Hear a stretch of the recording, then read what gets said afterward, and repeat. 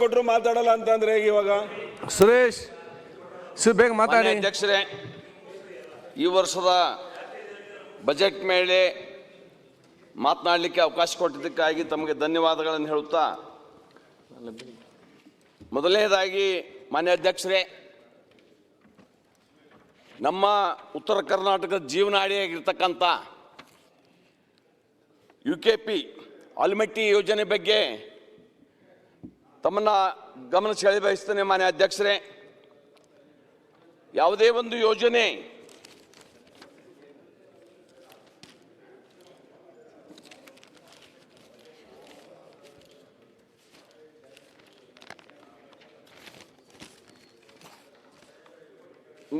ನಿಯಮಾನುಸಾರ ಒಂದು ಡ್ಯಾಮ್ ಮುಕ್ತಾಯ ಆಗಬೇಕಾದ್ರೆ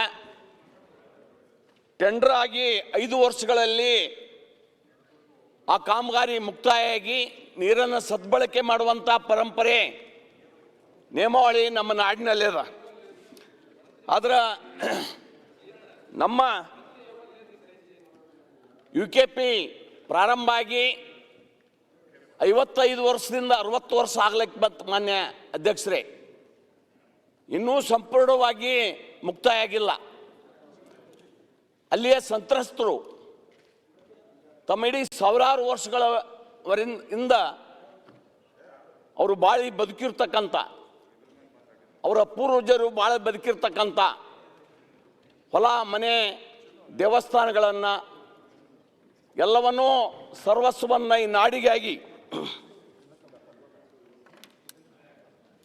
ನಾಡಿನ ಅಭಿವೃದ್ಧಿಗಾಗಿ ತ್ಯಾಗ ಮಾಡಿ ಸಂತ್ರಸ್ತರಾಗಿ ಅತಂತ್ರವಾಗಿ ಉಳಿದಿದ್ದಾರೆ. ಮಾನ್ಯ ಅಧ್ಯಕ್ಷರೇ, ಯಾವುದೇ ಸರ್ಕಾರಗಳು ಆ UKP ಬಗ್ಗೆ ಗಮನ ಹರಿಸಿಲ್ಲ.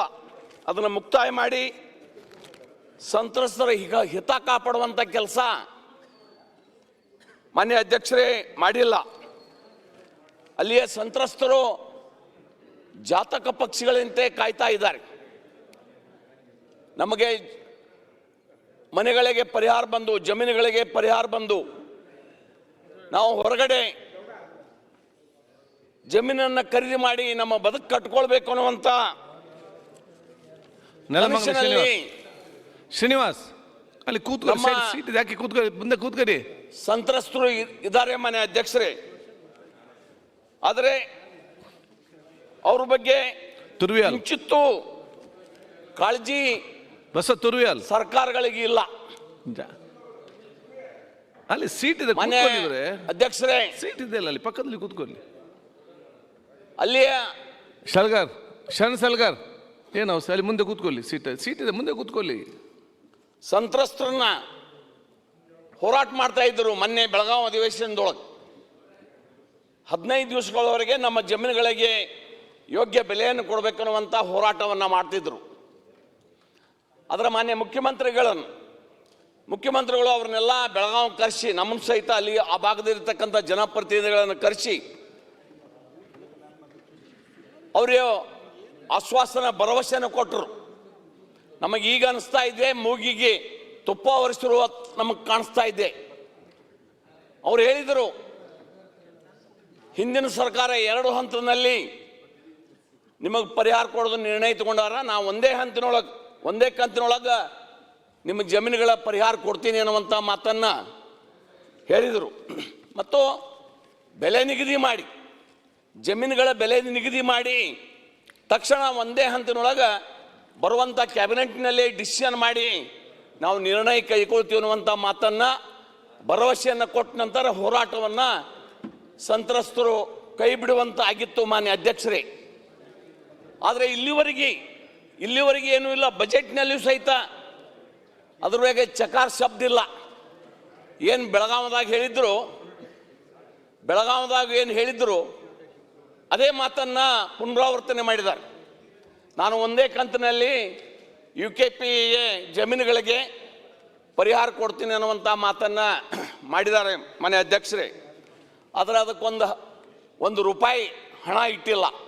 UKP ಬದಲು 1 ರೂಪಾಯಿ ಹಣ ಇಟ್ಟಿಲ್ಲ ಬಜೆಟ್ನೊಳಗೆ.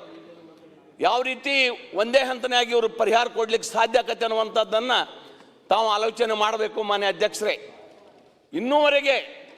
ಇಲ್ಲಿಯವರೆಗೆ ಬೆಲೆ ನಿಗದಿ ಎಕರೆಗೆ ಎಷ್ಟು ಕೊಡಬೇಕು, ನೀರಾವರಿಗೆ ಎಷ್ಟು ಕೊಡಬೇಕು, ಒಣ ಬೇಸಾಯಕ್ಕೆ ಎಷ್ಟು ಕೊಡಬೇಕು ಅನ್ನುವಂಥದ್ದನ್ನು ಸಹಿತ ನಿರ್ಧರಿಸಿಲ್ಲ. ಹಿಂದಿನ ಸರ್ಕಾರ ನೀರಾವರಿಗೆ 30 ಲಕ್ಷ, ಒಣ ಬೇಸಾಯಕ್ಕೆ 25 ಲಕ್ಷ ಘೋಷಣೆ ಮಾಡಿ ಪರಿಹಾರ ಕೊಡೋದನ್ನು ಪ್ರಾರಂಭ ಮಾಡಿದರು. 2 ಹಳ್ಳಿಗಳ ಪರಿಹಾರ ಈಗ ಆಲ್ರೆಡಿ ಅರ್ಧ ಕೊಟ್ಟಿದ್ದಾರೆ. ಶಿರಬೂರು ಮತ್ತು ಚಿಕ್ಕಗಲಗಲಿ ಅನ್ನುವಂಥ 2 ಹಳ್ಳಿಗಳಿಗೆ ಅನೇಕ ಸಂತ್ರಸ್ತರಿಗೆ ಪರಿಹಾರ ಅರ್ಧ ಮುಟ್ಟ್ಯಾವ. ಈ ಸರ್ಕಾರ ಬಂದ ಮೂಲಕ ಅದನ್ನು ತಡೆ ಹಿಡಿದಾರೆ ಮಾನ್ಯ ಅಧ್ಯಕ್ಷರೇ. ಹಿಂದಿನ ಸರ್ಕಾರ ಮಂಜೂರಿ ಆಗಿರ್ತಕ್ಕಂಥ ಹಣವನ್ನು ಸಹಿತ ಉಳಿದ ಸಂತ್ರಸ್ತರು ಕೊಟ್ಟಿಲ್ಲ. ಅರ್ಧ ಹಣ ಕೊಟ್ಟ ನಂತರ 2,000 ಕೋಟಿ ರೂಪಾಯಿ ಉಳಿದಿತ್ತು. ಆ ಹಣವನ್ನು ವಾಪಸ್ ತೆಗೆದುಕೊಳ್ಳುವಂಥ ಕೆಲಸವನ್ನು ಮಾಡೋದ್ರ ಮುಖಾಂತರ ಸಂತ್ರಸ್ತರ ಹೊಟ್ಟೆ ಮೇಲೆ ಹೊಡೆಯುವಂಥ ಕೆಲಸವನ್ನು ಈ ಸರ್ಕಾರ ಮಾಡ್ತಾ ಇದೆ ಮಾನ್ಯ ಅಧ್ಯಕ್ಷರೇ. ಸಂತ್ರಸ್ತರ ಬವಣೆ ಒಂದೆರಡು ಅಲ್ಲ. ಈಗ 519, 254 ನೀರು ನಿಲ್ಲಿಸ್ತಾರೆ. ಅದನ್ನು ನಿಲ್ಲಿಸಿದ ನಂತರ ಎಲ್ಲಿ ನೀರು ಮಟ್ಟ ನಿಂತಿರ್ತದ ಸುಮಾರು ಕನಿಷ್ಠ 1 ಕಿಲೋಮೀಟರ್ ಒಳಗೆ ಸೌಳು ಜವಳು ಜಮೀನುಗಳಾಗ್ಯಾವ. ಅಲ್ಲಿ ಏನೋ ಒಂದು ಆಹಾರ ಧಾನ್ಯದ ಒಂದು ಬೆಳೆನೂ ಬೆಳೆಲಾರ್ದಂಥ ಪರಿಸ್ಥಿತಿ, ಬರೀ ಕಂಟಿ ಸೌಳು ಜಮೀನು ಆಗಿದಾವೆ. ಅವರು ಇಲ್ಲಿ ತನಕ ಕಾಯ್ತಾರೆ. ಅನೇಕ ಜಮೀನ್ದಾರ ಇದ್ದರೂ ಸಹಿತ ಅವ್ರಿಗೆ ತಿನ್ನಕ್ಕೆ ಕಾಳಕಡಿ ಇಲ್ಲಿ. ಯಾಕಂದ್ರೆ ಜಮೀನೆಲ್ಲ ಸೌಳು ಜವಳಾಗ್ಯದ. ಇವತ್ತು ಕೊಡ್ತಾರೆ, ನಾಳೆ ಕೊಡ್ತಾರೆ ಅನ್ನುವಂಥ ಭರವಸೆಯಿಂದ, ಆಶೆ ಕಣ್ಣಿನಿಂದ ಸರ್ಕಾರ ಮೇಲೆ ಭರವಸೆ ಇಟ್ಟು ಕಾಯ್ತಾ ಇದ್ದಾರೆ. ಅವ್ರು ನಿರಾಶೆಗೊಳಿಸುವಂಥ ಕೆಲಸ ಮಾಡ್ತಾ ಇದ್ದಾರೆ.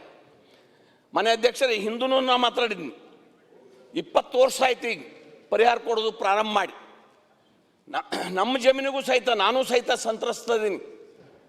ಮೊದಲನೇ ಹೆಂತಿನೊಳಗೆ ನಮಗೆ 20 ವರ್ಷದಿಂದ ಪರಿಹಾರ ಯಾವ ರೀತಿ ಕೊಡ್ತಿದ್ರಂದ್ರೆ, ಆವತ್ತಿನ ಜಮೀನುಗಳ ಬೆಲೆ 50,000 ರಿಂದ 60,000 ಎಕರೆ ಇದ್ದು, ಆವತ್ತಿನ ಕಾಲಕ್ಕೆ 1,42,000 ರೂಪಾಯಿ ಪರ್ ಎಕರ್ ಪರಿಹಾರವನ್ನು ಸರ್ಕಾರಗಳ ಕೊಟ್ಟಿದ್ದಾವೆ.